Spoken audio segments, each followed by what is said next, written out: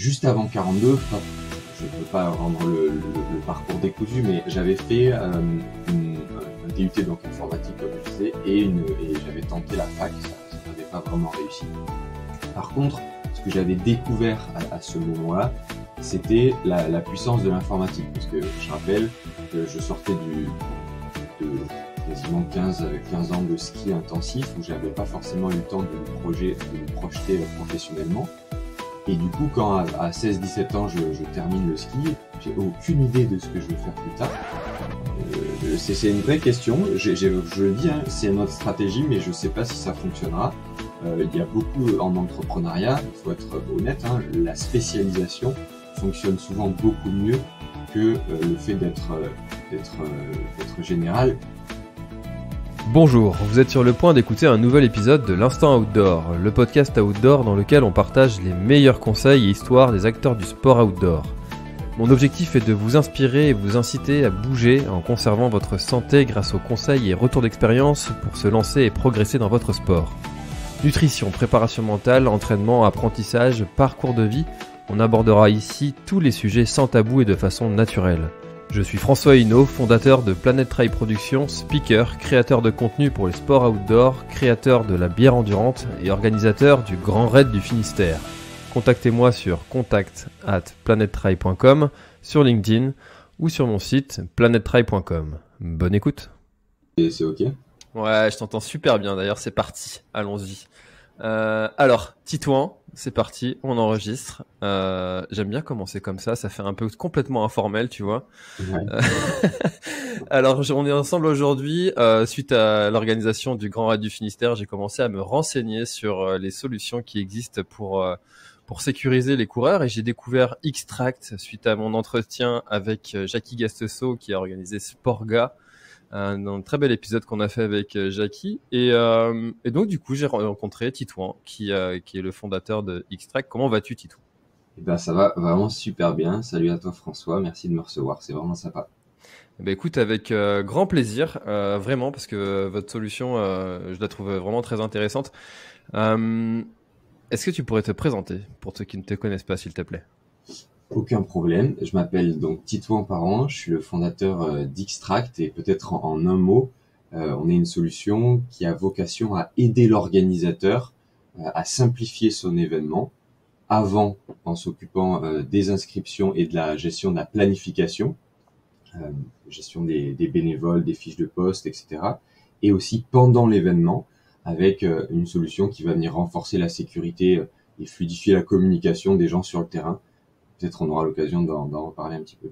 Ouais, bien sûr. C'est vrai que moi, les questions de la sécurité, c'est un des points forts. Enfin, pour plusieurs raisons. Hein. J'ai un parcours de pompier, et puis pour avoir déjà vécu en fait j'étais sur la TDS juste à l'endroit où le coureur tchèque est tombé. C'est assez traumatisant en fait quand il y a des problèmes de sécurité, pour tout un tas d'autres raisons aussi.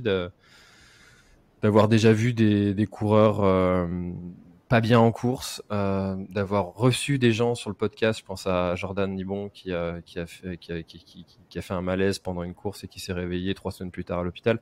Voilà, la question de la sécurité sur un événement, c'est au cœur du truc, parce que quand tu organises un truc, c'est pas pour que les gens se retrouvent à l'hôpital ou pire.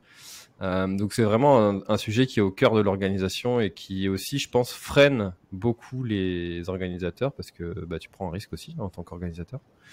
On est d'accord, mais les gens sont assez conscients du sujet. Il y a des fois il y a des sujets qu'il faut évangéliser, tu vois, où les gens n'ont pas forcément conscience du problème. Là, quand j'ai les gens au téléphone, tout le monde est d'accord sur le fait que la sécurité, c'est quand même un élément très important, et qu'il faut mettre les moyens pour faire en sorte que ça se passe au mieux, quoi. Alors, est-ce que tu peux nous raconter un petit peu la genèse de cette application, et puis de cette solution, et puis de ton parcours ? Ok, pas de souci. Alors moi, à la base, j'ai fait beaucoup de sport quand j'étais jeune. C'est important parce que ça a forcément du coup un lien avec le projet actuel. J'ai fait du ski en fait à haut niveau, et lorsque j'ai arrêté à peu près vers mes 16-17 ans, j'ai repris mes études, le lycée, Et j'ai commencé des études d'informatique, d'abord à Montpellier, puis à Paris à l'école 42. Et en fait, quand je me suis lancé dans l'entrepreneuriat, ça faisait sens d'un peu mettre ensemble les différents mondes qui me plaisaient, donc la technologie, l'informatique et le sport. Et aussi du coup la sécurité, puisque je suis comme toi, j'ai été pompier secouriste. Alors moi c'était sur les plages, mais du coup j'étais aussi assez sensibilisé au sujet. Et du coup Xtract, ça a été un petit peu la réunion de tous ces mondes-là. On s'est lancé en 2020 avec cette idée de dire est-ce qu'on peut pas aider l'organisateur? D'abord, c'était très axé sécurité, à centraliser ces appels d'urgence, parce que on nous avait dit que voilà, ça passait par beaucoup de gens souvent avant d'arriver aux oreilles de l'organisateur, et on a réfléchi avec un premier événement à quelle solution on pourrait mettre en place pour fluidifier et raccourcir le déclenchement de la chaîne de secours. Donc à l'origine, c'était très très axé sécurité. Alors l'école 42, tu m'arrêtes si je me trompe, mais c'est l'école fondée par Xavier Niel, ou c'est une école de développement qui est complètement libre. Enfin, en fait, tu vas dans l'école, c'est pas une école classique. Voilà. Est-ce que tu peux me parler un peu de cette école, parce que j'ai jamais reçu quelqu'un qui est sorti de là. C'est une école très particulière, qui a un modèle vraiment différent. Je dis tout de suite que le modèle est différent, et je pense pas qu'il ait vocation à devenir la norme. C'est vraiment fait justement pour les gens peut-être un petit peu qui sortent de la norme, mais pas dans le sens exceptionnel, juste des gens qui ne se retrouvent pas dans le modèle d'enseignement peut-être un peu plus classique. En fait, c'est une école déjà qui est gratuite. Elle n'a pas de professeur, il n'y a pas non plus de cours. Elle est ouverte 24 heures sur 24 et 7 jours sur 7. Et c'est une école un peu gamifiée, puisque lorsqu'on travaille, c'est sous la forme de projet.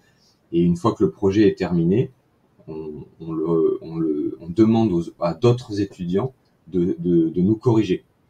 On appelle ça le peer learning. Et donc, c'est les autres étudiants qui te notent. Et pour te faire noter, tu dois dépenser des points de correction que tu gagnes en corrigeant d'autres personnes. Donc le système est complètement autonome. Tu corriges d'autres élèves. Quand tu as suffisamment de points, tu demandes une correction par les autres élèves. Et donc, ton projet est noté. En fonction de la note, tu as un certain montant d'expérience, un peu comme un jeu vidéo. Et tu as une barre d'expérience, niveau 1, niveau 2, niveau 3. Et donc, tu progresses dans l'école en faisant augmenter ta barre d'expérience.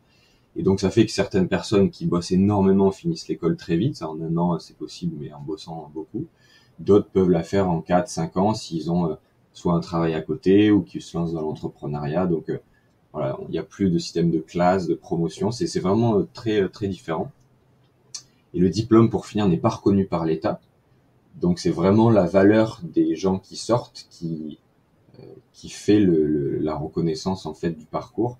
Et aujourd'hui, c'est une école qui est très reconnue, donc c'était plutôt une bonne chose, je pense, de passer par là pour moi. C'est énorme les valeurs que tu apprends en sortant de là, enfin du moins sur le modèle que tu nous décris. L'autonomie, la valeur du travail aussi, parce que t'as rien sans rien. C'est clairement. Et d'ailleurs, c'est une école qui n'est Enfin, on peut y postuler, je crois, dès 15 ou 16 ans, mais finalement, je pense que ceux qui s'en sortent le mieux, c'est peut-être ceux qui sont en reconversion, qui ont eu une expérience professionnelle, une vie professionnelle avant, et qui du coup, lorsqu'ils viennent à l'école, savent pourquoi ils sont là et sont très autonomes. C'est pas forcément une école que je recommanderais à quelqu'un qui veut vivre sa vie d'étudiant et faire des soirées. Il y a beaucoup de gens qui sont très déterminés. Je crois qu'il y a 40% de gens qui n'ont pas le bac. C'est vraiment voilà, une école un peu particulière. Et oui, au niveau des valeurs, on va pas peut-être rentrer trop dans le détail, mais c'est une école qui est assez dure. Même le processus de sélection, il est réputé très compliqué. C'est une vingtaine de jours d'examen où on dort dans l'école. On nous réveille la nuit avec de la musique pour pas qu'on dorme. Enfin, quelque chose d'un peu stage commando, pour en fait différencier ceux qui se nourrissent de l'adversité, ceux qui aiment en fait la difficulté, et un peu à l'image du sport, qui cherchent à repousser leurs limites et qui cherchent le dépassement de soi, et ceux qui la subissent en fait. Et l'école, voilà, essaye de faire sortir ceux qui, qui, qui prennent plaisir dans la recherche de la performance, quoi.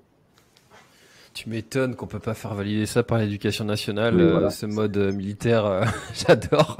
c'est ça. Ah là là, il y a tellement de profs ultra classiques qui doivent être en train de convulser là. Oui, c'est possible. Et c'est pour ça, j'ai vraiment dit au début, c'est pas un modèle qu'il faudrait appliquer, mais je pense que c'est une vraie chance que ça existe pour ceux dont, en fait, c'est le modèle qui fonctionne, tout simplement. Mais c'est marrant ce truc c'est pas reconnu par l'État, mais pour autant, quand tu te pointes dans une entreprise et puis que tu dis je sors de l'école 42, ou même de 42 tout simplement, même pas dire de l'école, et bien, je pense que t'as tapis rouge, hein. Bien sûr, c'est un gage de reconnaissance. Après, c'est pas tout, tout bénéfique aussi, c'est-à-dire que j'ai fait par exemple un IUT informatique avant d'aller à l'école 42. L'enseignement que j'ai reçu était beaucoup plus large. J'ai fait de la comptabilité, j'ai fait plein d'autres sujets qui ne sont pas que liés à l'informatique et qui finalement m'aideraient dans une entreprise, de la gestion de projet. Tout ça, c'est des choses qu'on fait pas du tout. Donc oui, un étudiant de 42, ce sera probablement une brute en informatique, mais il manquera potentiellement d'autres compétences. Voilà, faut le savoir et le prendre en compte, quoi. Ok. Bon bah très cool. Voilà, j'avais beaucoup entendu parler de cette école et j'avais encore jamais reçu, donc très content d'avoir parlé, su un petit peu plus.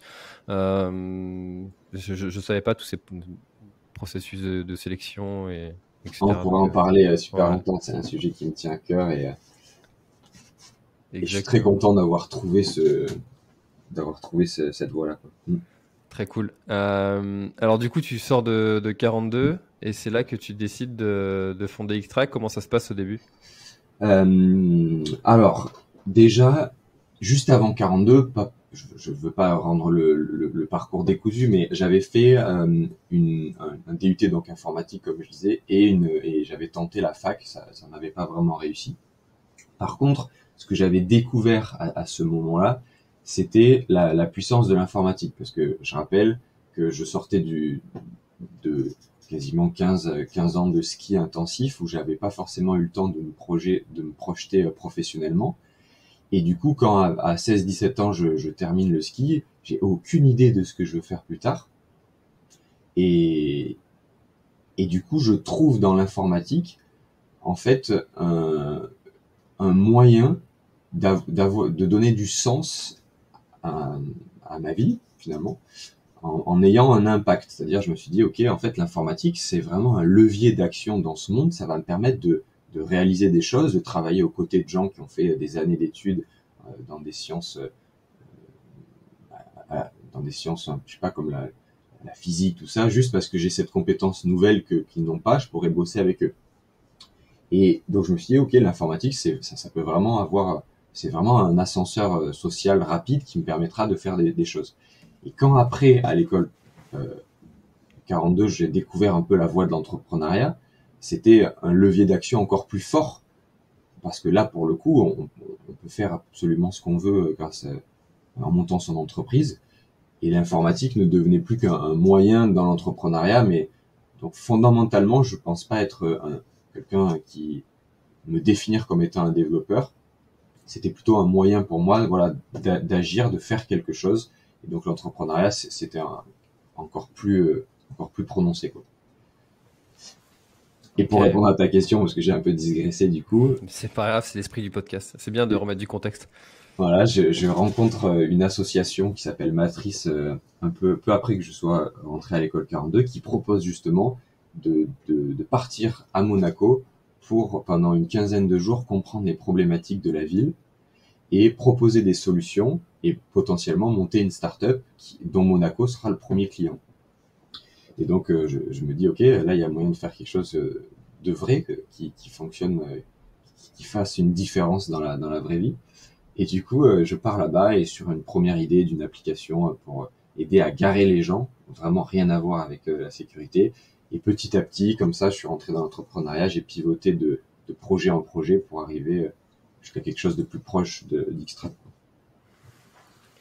C'est marrant ça, parce que c'est vraiment un problème sur Monaco le parking. Et je crois que c'est un problème assez global. Et il y a pas mal de startups qui essayent de résoudre ce problème-là actuellement. Enfin, j'en ai déjà entendu parler Il y de avait, ce sujet-là. je crois qu'à l'époque, on avait dit il y avait une voiture sur 5 qui circulait, qui cherchait, qui était en train de circuler en ville et qui en fait ne faisait que chercher une place de parking. L'idée du coup, c'était de faire un partenariat avec les parkings couverts, avoir du coup un compteur des places disponibles à l'intérieur pour pouvoir guider les gens dans le parking, pas forcément le plus proche, mais le plus optimisé quant à la gestion des places, parce qu'il y a aussi toute une gestion des gens qui vont au travail, qui reviennent, donc on peut faire vraiment des statistiques pour dire à quel endroit faudrait garer les gens. Bon, le fait est que Monaco était en train de gérer leur propre système en interne, qu'il y avait beaucoup d'acteurs qui apparaissaient à Paris, on était bien trop en retard, et c'était une course un peu perdue d'avance, du coup on a pivoté, comme on dit dans le milieu. Bah, c'est vrai que ça doit être un sacré sujet ça à traiter. Et puis ça demandait quand même pas mal de temps et de ressources pour sortir quelque chose qui tient la route. Ok, donc du coup t'arrives, donc tu pivotes et là donc t'as d'autres produits qui sortent. Exactement. Ouais. J'ai une opportunité, c'est un hackathon. Donc un hackathon, c'est un événement organisé par des acteurs qui cherchent à créer de l'innovation et qui donc disent aux gens, venez, peu importe qui vous êtes, réfléchir sur nos problèmes et si jamais il y a des idées cool, eh ben, on vous aidera à les réaliser. En l'occurrence, le hackathon était organisé par les acteurs du spatial, donc le Centre national d'études spatiales, qui est un peu l'équivalent de la NASA en France, quoi. L'Agence spatiale européenne, Airbus, tout ça, plein d'acteurs du monde du spatial, qui organisaient un hackathon, donc. Et à ce moment-là, la personne qui m'avait parlé de l'école 42, à la base, était une personne que j'avais rencontrée sur World of Warcraft, pour les connaisseurs, puisque je jouais et je joue un peu toujours beaucoup aux jeux vidéo, toujours un peu en mode compétition. Ah, Et bah ça nous fait un point commun ça. voilà, ben, on pourra en parler avec plaisir. Et donc cette personne-là, je l'invite au hackathon et je lui dis tu viens parce que l'entrepreneuriat tu vas aimer. Et donc il participe au hackathon avec moi et on part sur cette idée, donc en partenariat avec tous ces grands acteurs, d'une solution qui permettrait de localiser les skieurs lorsqu'ils seraient ensevelis sous une avalanche, mais non pas avec des Arva aujourd'hui ou tous ces appareils qui coûtent très cher, que certains connaissent peut-être, mais avec leur smartphone. Ça serait du coup permettre à n'importe quel skieur qui aujourd'hui a un téléphone d'être retrouvé sous une avalanche en cas de problème. Le CNES, donc le Centre national d'études spatiales, proposait un brevet qui permettait d'utiliser le téléphone pour faire ça. Et comme du coup j'étais skieur et moniteur de ski, ça faisait sens et on part sur ce projet. Et pendant 1 an et demi avec Steve, avec qui j'ai cofondé l'entreprise, on travaille sur cette problématique des avalanches. Ok. Et bah, enfin, je suis en train de réfléchir comment ça fonctionne techniquement parce que les Arva ils émettent une Ouais, onde que n'émet pas le exactement. téléphone. Exactement. Les Arva, ils émettent une onde. Alors, j'ai plus la fréquence exacte, mais c'est une onde avec une fréquence très basse. Donc, faut imaginer des ondes sinusoïdales très longues qui, en fait, va passer assez bien dans pas mal de matériaux, notamment l'eau, la neige et potentiellement les débris, tout ça. Là où un téléphone, les seules ondes qu'on peut utiliser, et c'était l'objet du brevet, justement, c'était d'abord déjà positionner le téléphone satellitement, avec la position satellite, qui nous permettrait d'obtenir déjà un, une première zone d'environ une vingtaine, une trentaine de mètres. Alors ça paraît peu, mais chercher une personne dans un rayon de 20 mètres, ça peut prendre des heures. Et donc il fallait affiner ce positionnement. Et là l'idée c'était de passer le téléphone enseveli en partage de connexion, donc le fameux partage qu'on fait lorsqu'on veut connecter son ordinateur et avoir Internet, et en fait utiliser les ondes Wi-Fi émises par le téléphone enseveli pour s'en servir comme un peu un Arva. Et en fait, pour comprendre, c'est simple. Lorsqu'on est loin de sa box Internet, on a une barre Internet. lorsqu'on est proche de sa box internet, on a 5 barres internet. C'est donc utiliser un peu ces systèmes de puissance du signal pour aller retrouver précisément le téléphone enseveli. Alors on a fait un prototype qui était quand même fonctionnel. On a réussi basiquement, on creusait des trous, on cachait des sacs, et si on arrivait à le retrouver, on avait gagné. Et on a réussi à retrouver des sacs avec le système quand même. Pour autant, voilà, c'était pas aussi fiable qu'un DVA, et les constructeurs de téléphones Android et Apple restreignent de plus en plus l'utilisation et le scan des réseaux comme ça, parce qu'il y a des entreprises qui en abusent pour positionner les gens, et du coup ça devient de plus en plus compliqué. Donc la technologie elle est pas dans notre sens, et au final voilà, le projet on a dû l'arrêter aussi pour d'autres raisons économiques. Ça a été un peu compliqué. Parce que là il y a Apple là, qui a sorti il y a je sais plus quelques temps, un an peut-être ou deux, AirTag. Je sais pas si tu connais cette solution-là, et est-ce que ça parce que en fait ça te permet de retrouver des objets et utiliser le réseau de tous les téléphones, enfin tous les iPhones qu'il y a. Par exemple, si tu perds tes clés, je sais pas, t'es à Quimper et puis tu les perds à Paris. S'il y a quelqu'un qui passe avec son téléphone, son iPhone à côté de tes clés et qui est à Paris, ça va te dire, tiens, il y a tes clés qui sont reliées à cet AirTag qui sont là. Et finalement, en fait, je sais pas si ça pourrait être une solution qui. Ça pourrait être tout à fait quelque chose qui fonctionne. L'avantage qu'a Apple que nous on n'a pas, c'est que il a complètement accès au téléphone, et donc il peut faire des choses que les développeurs d'applications mobiles n'ont pas le droit de faire. Quand on développe une app, il faut savoir que on a l'impression qu'aujourd'hui les entreprises espionnent tout le monde, et que c'est très facile pour une entreprise de suivre tout le monde à la trace.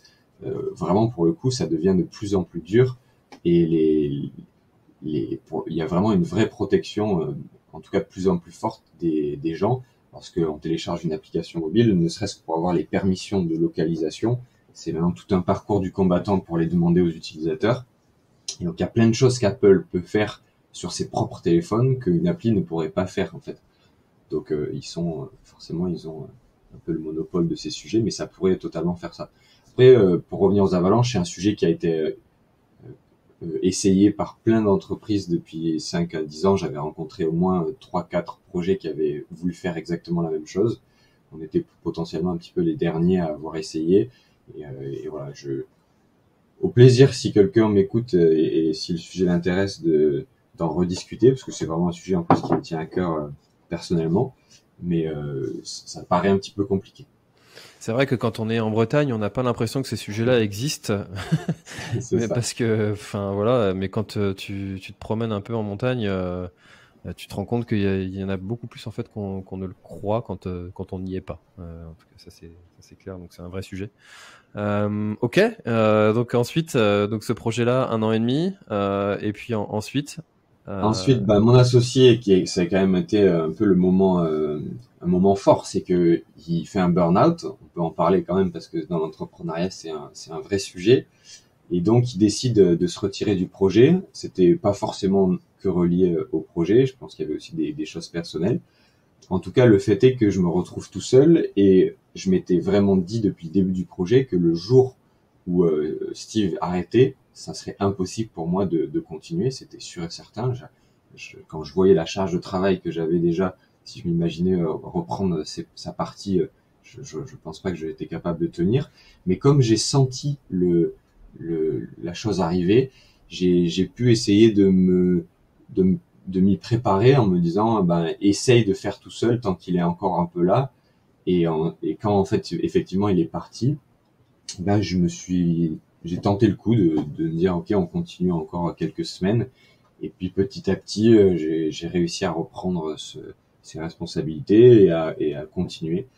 Donc j'ai pas arrêté, et je suis tout seul maintenant, seul associé sur le projet, et c'est plutôt chouette. Je suis assez ça fait peut-être un peu prétentieux, mais je suis assez fier d'avoir réussi.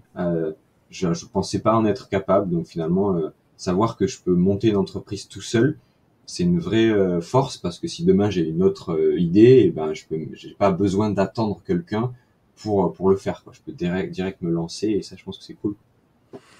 Ça, c'est vraiment une grosse puissance. Et je crois que c'est alors comme en anglais on dit mindset, mais c'est un état d'esprit. Faut pas que je commence à faire des anglicismes, Ouais, parce les que gens aiment pas trop ça. sinon je vais me faire pourrir par les auditeurs. C'est ça.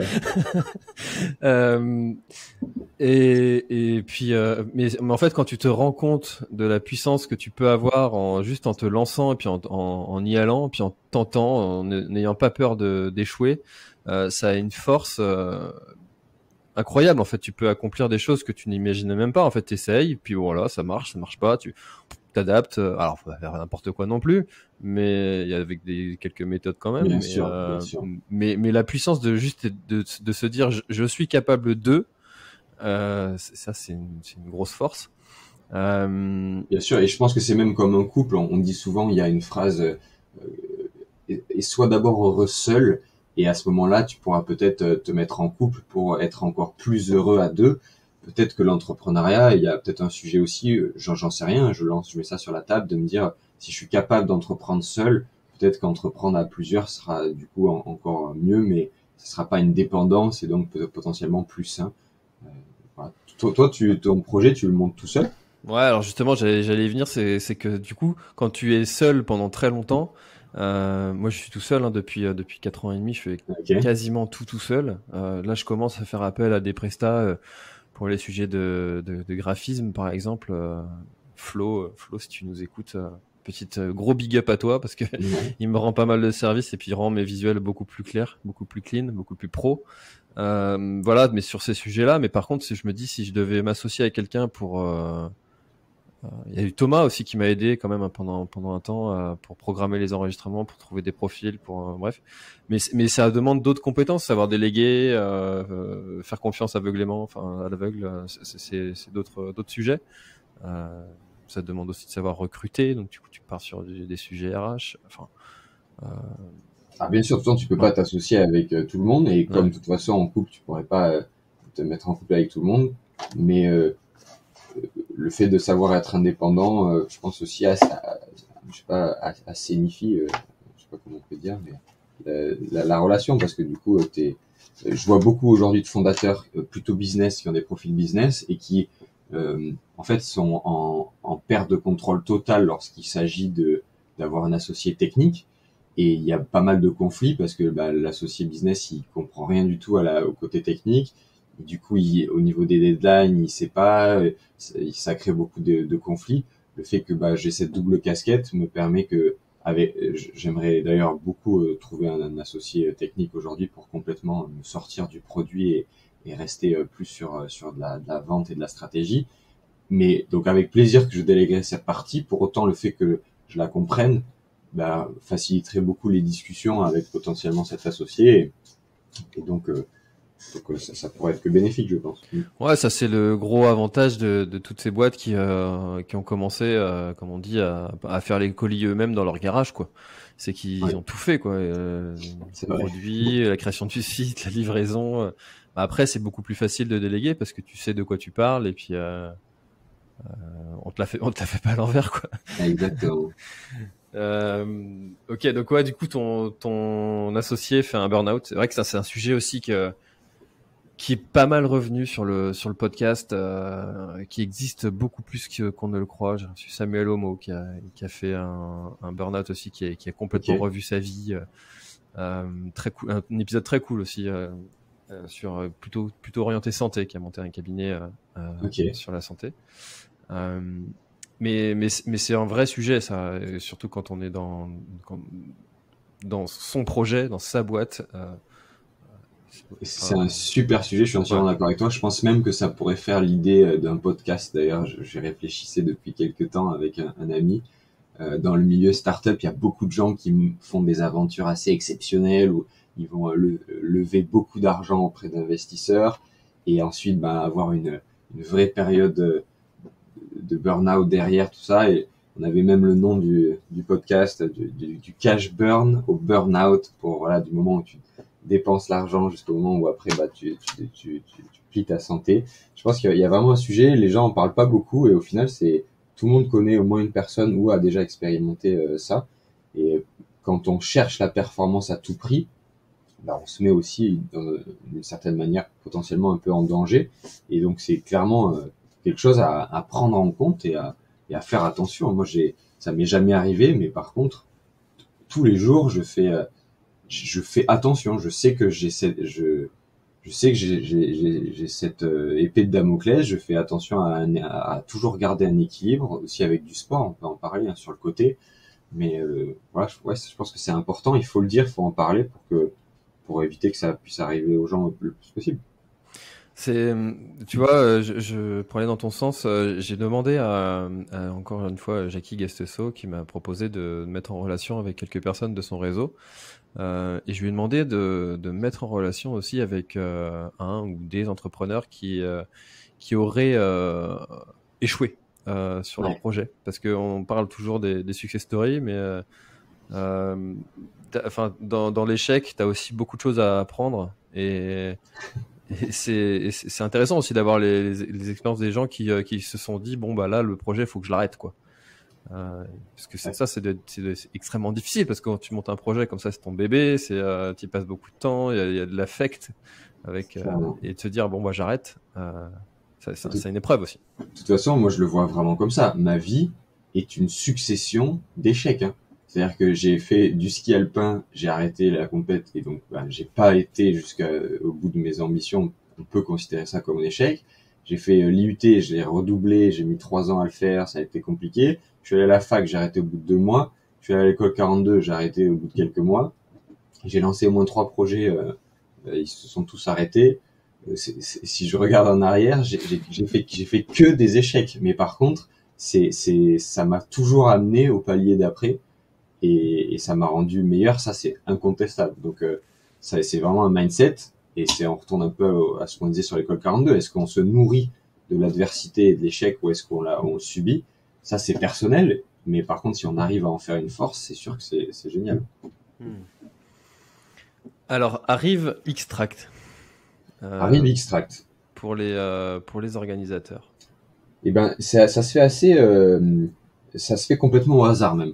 Je suis à un moment où du coup Steve s'en va, les stations de ski avec qui on devait signer pour mettre en place la solution, ça se fait pas. On pourrait en reparler, mais c'est pas le sujet. Et je reçois une newsletter d'un organisateur d'événements, le Red Hannibal, qui me dit est-ce que vraiment une lettre, une newsletter promotionnelle pour participer en tant que coureur à l'événement. Et il dit voilà l'événement 160 km sur plusieurs jours, gros raid. Est-ce que vous voulez participer? Les inscriptions, ça se passe ici, etc. Je compte, je vais dans la signature du mail et je vois qu'il y a un numéro de téléphone. J'appelle et je dis voilà, je m'appelle Titouan, je travaille sur un projet qui aide à la sécurité en fait des gens aujourd'hui sur les stations de ski. Est-ce que vous avez des enjeux de sécurité sur les événements sportifs? Et là, il me dit oui. Il me dit oui, et c'est un sujet sur lequel je cherche en plus des solutions. J'ai un problème, c'est que lorsqu'une personne se blesse, ça se passe comme ça. Le coureur, il dit au coureur qui est à côté de lui de dire au signaleur le plus proche, de dire à un membre de l'organisation, de dire à l'organisateur que il y a un coureur qui est à peu près à tel endroit.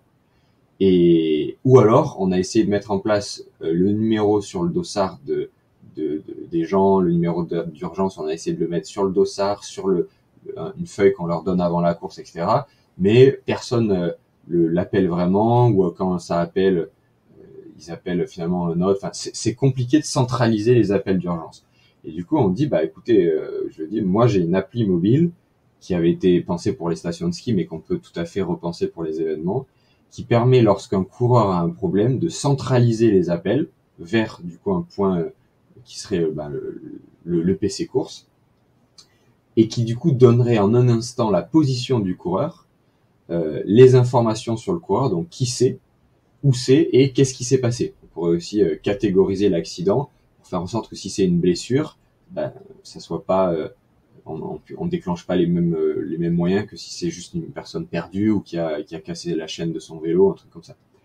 Et donc on part sur l'idée de prototyper pour les événements sportifs et pour sa course qui arrivait en mai, une première version de l'application. Et c'est ça qui lance le projet sur les événements sportifs et qui du coup nous fait pivoter complètement. Bon, le fait est que il y a le confinement qui arrive, donc l'événement est reporté au mois d'août, ce qui finalement était une bonne chose parce que ça nous laisse un peu plus de temps pour terminer la première version. Et on a une première, on déploie l'application du coup sur cet événement en août et ça se passe assez bien. On a des premiers SOS qui sont déclenchés sur cet événement et qui montrent que le système fonctionne et surtout que l'organisateur en fait peut s'engager sur les autres années. Donc voilà, il y a quelque chose à faire. Ouais, parce que là, tu as deux interfaces à créer. Tu as l'interface pour le participant qui, lui, va devoir signaler qu'il a un problème. Exactement. Et tu as l'interface pour l'organisateur qui, lui, doit savoir ce que la personne a, où elle est, et quels moyens sont adaptés pour... Alors après, pour parler un petit peu d'entrepreneuriat, au début d'un projet, le but, c'est vraiment de faire le plus simple possible et éviter de développer le maximum de choses. Donc, par exemple, pour ce projet, ce qu'on a fait, nous, c'était de dire l'interface côté participant, elle est obligatoire. On est obligé d'avoir quelque chose sur le téléphone de la personne pour accéder à sa position satellite, notamment. Par contre, côté organisateur, on peut tricher, on peut faire plus simple. Et donc, ce qu'on faisait au début, c'est que lorsque le coureur, il envoyait un SOS, la seule chose qu'on faisait, c'était d'envoyer un SMS à l'organisateur. Et dans le SMS, il y avait un lien qui ouvrait en fait Google Maps avec la position du coureur. Et ça nous a permis de ne pas avoir à développer l'interface organisateur, puisqu'en fait Google Maps fonctionnait très bien pour afficher une position. Alors oui, il n'y avait pas encore les cartes IGN, les cartes en 3D, c'était pas un outil dédié en fait aux organisateurs, mais à court terme, ça nous a permis de gagner du temps. En fait. Le fameux MVP. Et le fameux MVP, exactement. Et encore, je le dis vraiment, avec le recul, on aurait pu encore faire beaucoup plus simple. Donc s'il y a des gens aussi là qui veulent lancer leur projet, vraiment le but c'est de couper le maximum de fonctionnalités pour en fait aller le plus vite possible à avoir quelque chose de fonctionnel. Même si ça marche moins bien que ce qu'on rêve la nuit, il faut garder cette frustration peut-être et se dire qu'on améliorera plus tard si les retours utilisateurs sont encourageants pour la survie du projet, quoi. Alors on en parlait un petit peu en préparant l'enregistrement. L'inconvénient, c'est quand même que les utilisateurs doivent avoir leur téléphone qui a de la batterie. Et la batterie, c'est quand même sur un événement qui est très très long. C'est une denrée qui a une valeur, quoi.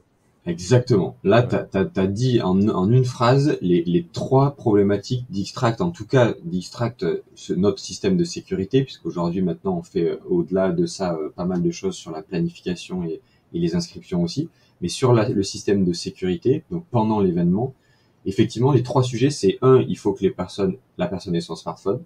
Alors ça, il y a de plus en plus de gens maintenant qui sont équipés et les organisateurs oblige de plus en plus aussi d'avoir le téléphone en cas de problème. Donc ça va. Il y a la batterie et puis il y a aussi le réseau. Et tu as parlé de la batterie, c'est un sujet qu'on a identifié très tôt comme étant problématique. Il y avait d'autres acteurs qui proposaient des applis de tracking pendant l'événement. Et en fait, ces applis n'étaient pas forcément très téléchargées, justement parce qu'elles étaient super énergivores. Parce que la personne, du coup, transmet sa position en permanence. Ça a du coup un coût en batterie très élevé. Et en fait, l'organisateur, il n'a pas forcément besoin de savoir où sont tous ses participants tout le temps. Ce qui l'intéresse, c'est de savoir où sont les participants lorsqu'il en a le besoin. Et donc, on a essayé de trouver un autre paradigme comme ça, c'est de dire on va pas faire du positionnement en temps réel, mais faire du positionnement sur demande. Et donc, en fait, l'application ne consomme aucune batterie. Le téléphone est verrouillé dans le sac de la personne. Et c'est au moment où l'organisateur cherche à savoir la position d'une ou plusieurs personnes que là, le téléphone va la renvoyer, et donc ne va dépenser de la batterie que pendant ce laps de temps très court où l'organisateur est intéressé par la position du coureur. Et c'est cette technologie-là qui nous a pris quasiment un an à pousser, qui est de toute façon encore expérimentale. Je le dis aux organisateurs, mais qui fait, je pense, vraiment la différence de notre application sur cette partie, en tout cas, positionnement. Hmm. Alors, par exemple, tu vois, si je fais un try qui n'a pas de balisage et je veux m'assurer que les coureurs passent bien tous parce que j'ai envie de Bien faire quand sûr. même un classement, passent bien par le bon chemin que je leur donne avec une trace GPX. Euh, je peux vérifier de façon aléatoire que l'ensemble des coureurs est bien sur la trace que je leur ai donnée en envoyant un signal tous les X. Oui, alors éventuellement, tu peux effectivement demander à l'application de positionner tes coureurs de temps en temps. Euh, Néanmoins, vraiment, voilà, le système, il faut le penser comme étant, imaginons que c'est vraiment si ton organisation, si ton événement, il a besoin d'un système de positionnement en temps réel, moi, je recommande, mais sans hésitation, de passer par un prestataire qui fait des balises physiques et qui, du coup, sera fait pour ça, quoi. Et d'ailleurs, il y a des événements sur lesquels on travaille où l'organisateur a à la fois pris les balises physiques et à la fois le système extract, seulement parce qu'en fait, c'est juste, ça n'a pas vocation à faire la même chose. L'un, c'est seulement du tracking et donc de la gestion de ressources. L'autre, c'est vraiment un système de sécurité avec un moyen de communiquer aussi avec les personnes, d'échanger des messages, d'avoir des réponses. C'est vraiment un système de gestion d'équipe, là où la balise, c'est vraiment un système de positionnement en temps réel. Donc si, pour répondre à ta question, si tu as besoin de savoir que les participants passent bien à certains points et tout ça, je partirais plus sur des balises physiques et qui, là aussi d'ailleurs, ne sont pas précises à 100% et donc je pense que Hmm. pour conclure sur cette partie, on peut pas remplacer notamment le chronométrage et les postes physiques euh, grâce au satellite pour l'instant, quoi. Oui, d'accord, je comprends. C'est un sujet, c'est en ce moment pour le Grand Raid du Finistère que j'organise, c'est de savoir quelle solution. Parce que les balises GPS, comme tu dis, c'est sûr que c'est l'idéal, mais c'est 25 balles de On est location par d'accord. balise, On est d'accord. plus les paramétrages de la solution. Donc tu montes pour moins de 100 coureurs, Ah tu ben, montes on est vite à d'accord, 3000 hein. euros, quoi. De toute façon, c'est pour ça que le système Extract avait une valeur ajoutée. C'était de dire, ben, lorsque vous avez 5000 coureurs et que au lieu d'équiper seulement les 5 premiers d'une balise et de pas pouvoir équiper tout le monde parce que ça coûte trop cher, ben là, ça permet d'avoir une solution à moindre coût, plus accessible. Et donc, dans l'obligation de moyens de l'organisateur dans son plan de secours, ben, d'avoir fait un effort pour essayer de couvrir le maximum de gens. Par contre, oui, beaucoup d'organisateurs nous demandent est-ce qu'on peut chronométrer avec, est-ce qu'on peut... Non, là, c'est vraiment seulement pour la partie secours en cas de problème, quoi. Hmm. Et donc, du coup, là, en discutant avec les organisateurs, tu te rends compte qu'il y a d'autres sujets qui les intéressent, qui sont problématiques pour eux, au-delà du côté sécurité. Et donc, tu décides d'ajouter des fonctionnalités à Extract.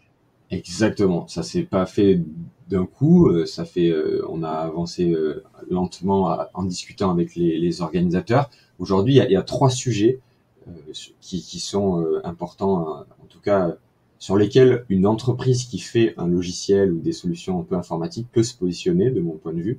C'est la partie inscription, gestion des inscriptions, c'est un besoin incontestable de l'organisateur, même s'il y a beaucoup d'acteurs sur le marché et des gens qui le font très bien en plus. Mais il y a un vrai sujet aujourd'hui, les organisateurs payent pour leurs inscriptions, que ce soit compris dans le chronométrage ou pas, peu importe, il y a un besoin à ce niveau-là et les gens payent pour ça. Ensuite, il y a un deuxième besoin qu'on a identifié, c'est la planification. Donc, c'est avant l'événement, créer toutes les fiches de poste pour dire on va mettre un signaleur à tel endroit, un ravitaillement à tel endroit, ça sera 4 personnes de telle heure à telle heure, puis ensuite il y a temps à tel. Voilà. Et ça, aujourd'hui, beaucoup d'organisateurs le font avec Excel, euh, impriment les fiches de poste et les distribuent. Et ça prend beaucoup de temps et ça pose des problèmes dès qu'il s'agit d'échanger des gens au dernier moment parce qu'il faut tout réimprimer, tout ça. Donc il y a un vrai sujet de venir un peu digitaliser, pour utiliser ce mot, cette partie planification. Et comme nous, on avait déjà la partie gestion, donc qui est la troisième grande partie. Cette partie gestion, d'ailleurs, pour en parler en un mot, qui est pendant l'événement sportif, permettre de fluidifier la communication avec ses équipes. C'est qu'une fois qu'on a placé tout le monde, que les gens partent sur place, comment on sait si quelqu'un est bien en place, si jamais il y a une information importante à faire passer, comment on la diffuse à toute la course. Aujourd'hui, c'est beaucoup WhatsApp, c'est beaucoup les SMS, les appels, tout ça. Là, ça serait centralisé tout sur un outil.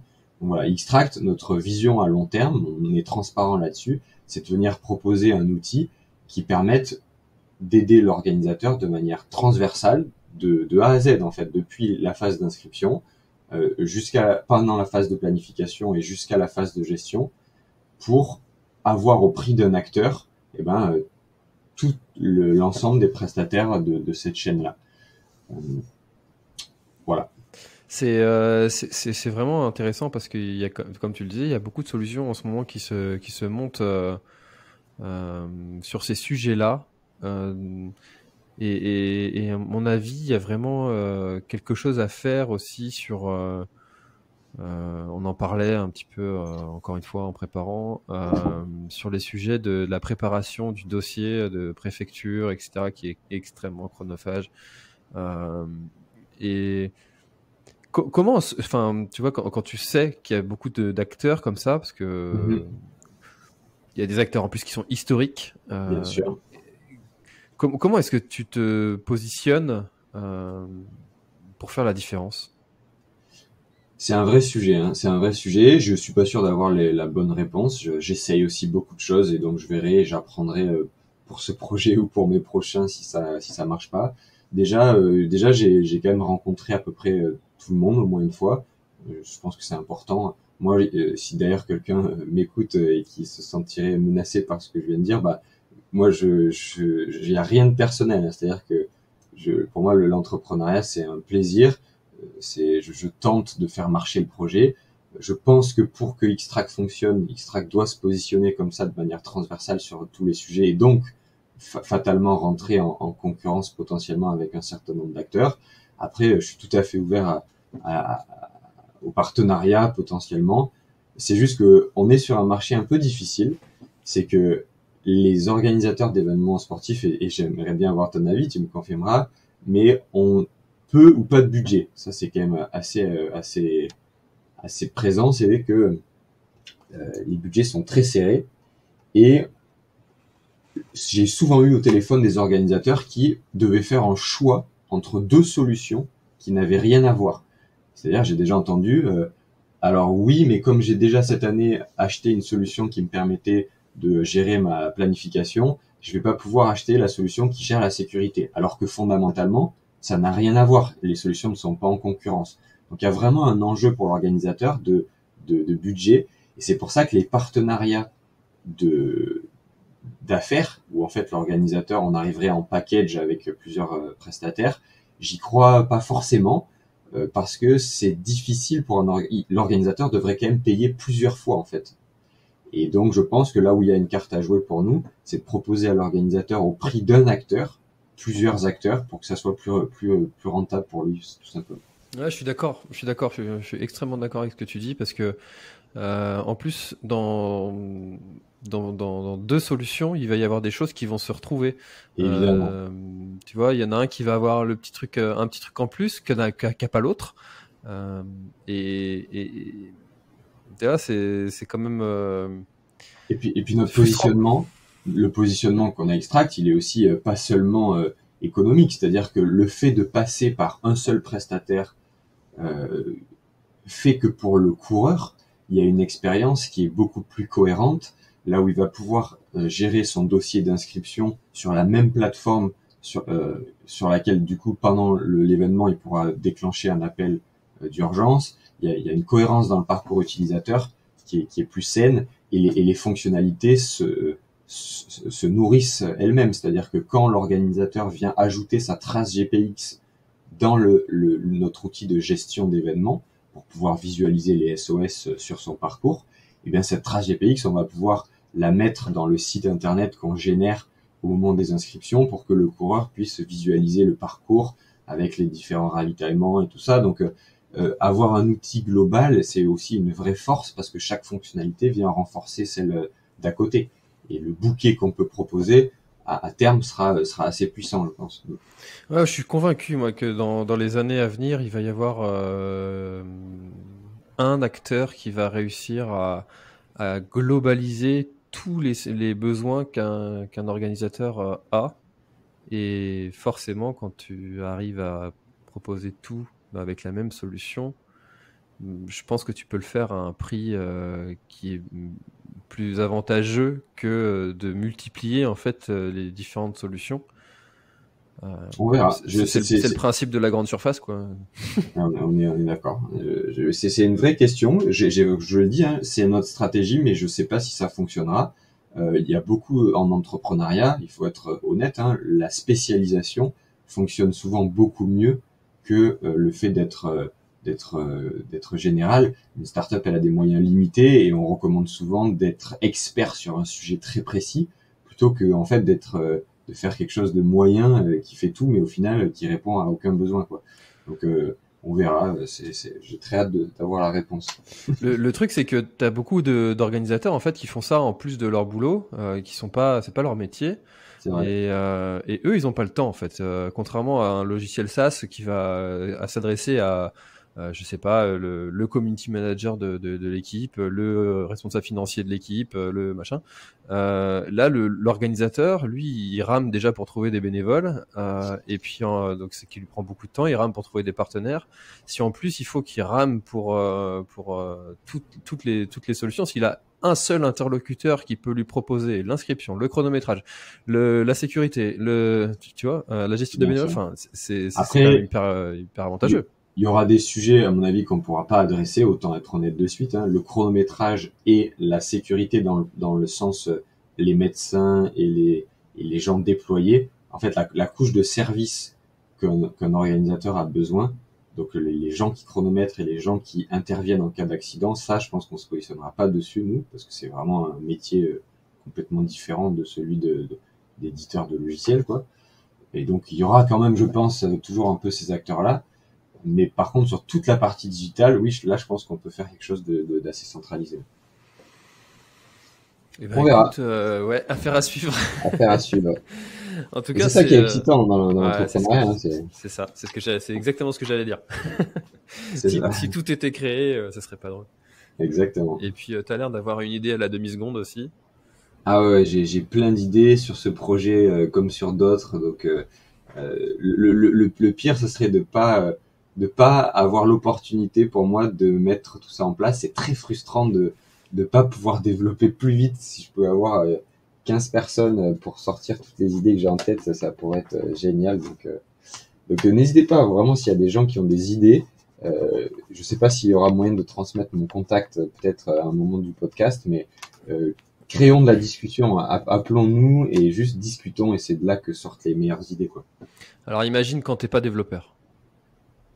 Et ben justement. Non mais t'imagines quand t'as l'envie ou des idées de solutions, et puis tu te dis mais comment je vais faire ça? Enfin moi il me faut un développeur avec moi, mais un développeur ça coûte entre 500 et 1000 euros par jour. Et ben justement, il y a un super truc qui est en train d'exploser en ce moment, et ça s'appelle le no-code.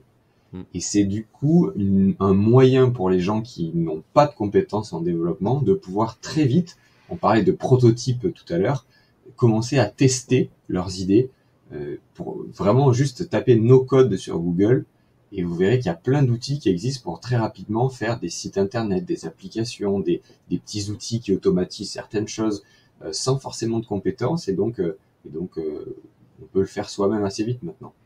Ouais, j'ai commencé à me renseigner sur une application. Enfin, j'avais une idée d'application. Ouais. Et j'ai regardé Good Barber qui permet de créer des applications comme ça assez facilement. Et aussi, il y a pas mal de choses comme ça. Ouais. Mais bon, ça fait encore. Ah oui, ça reste de l'investissement en temps, quoi. Ouais, c'est ça. Faut aussi rester un peu focus. C'est ça. Tu vois là, mon écran était sur et toujours d'ailleurs sur votre site, yes. Et je suis je viens de revenir sur la page Zencastr qui du coup qu'on utilise pour enregistrer cet épisode. Je vois que ça fait déjà 53 minutes qu'on est en train de parler. Et je le dis, je crois, un épisode sur 2 au moins. Mais est-ce que il y a un sujet dont on n'aurait pas parlé et que tu aurais aimé ajouter pour peut-être clôturer notre échange? Et d'ailleurs, c'est le moment aussi, si tu veux, dire comment on peut te contacter, etc. Oui, bah très concrètement, effectivement, le but c'est de pouvoir potentiellement discuter avec des gens de l'écosystème, donc des organisateurs, ça serait avec plaisir. Il y a le contact effectivement sur le site internet. Je vous appelle, on en discute. Potentiellement aussi, s'il y a des sportifs qui sont intéressés par le projet, vraiment, il y a aussi on a des idées pour faire une application aussi qui puisse être utilisée par les coureurs directement, sans pas forcément être pendant un événement. De manière générale, j'adore discuter de projets. Donc, si vous avez des projets, venez en discuter avec moi et on fera peut-être des choses ensemble. C'est une invitation à la discussion. Je pense que tout part des discussions. Donc, voilà. C'est ce que j'avais envie de dire aux gens. Top. Et ben, comment on te contacte? Donc, par le site, LinkedIn aussi, Site internet, LinkedIn, adresse email, téléphone. Je suis quelqu'un de très, très OK. Vous pouvez m'appeler le week-end, le dimanche, le soir, n'importe quand vous avez un moment, on peut s'appeler. Peut-être qu'on pourra mettre les coordonnées. Bien sûr, je mettrai ça dans la description. Textuelle, exactement. Si j'y pense, parce que des fois j'oublie. Mais ouais, voilà, faut pas hésiter. Je le prends pas mal. N'hésitons pas à discuter. Exactement. Bah écoute, très content d'avoir su un peu plus sur ton parcours et puis sur Xtract, parler d'entrepreneuriat aussi. C'est un sujet qui revient souvent sur le podcast en ce moment. Donc, chers auditeurs, si vous en avez marre de ce sujet-là, n'hésitez pas à me le dire aussi. Moi, c'est un truc qui me passionne en ce moment, donc c'est vrai qu'il y a beaucoup d'épisodes qui tournent là-dessus. Merci Titouan. À très bientôt. François. Et puis bonne continuation à Xtract et à toute ton équipe. Eh ben merci, c'était un super moment et à très bientôt. Allez, salut. Ciao.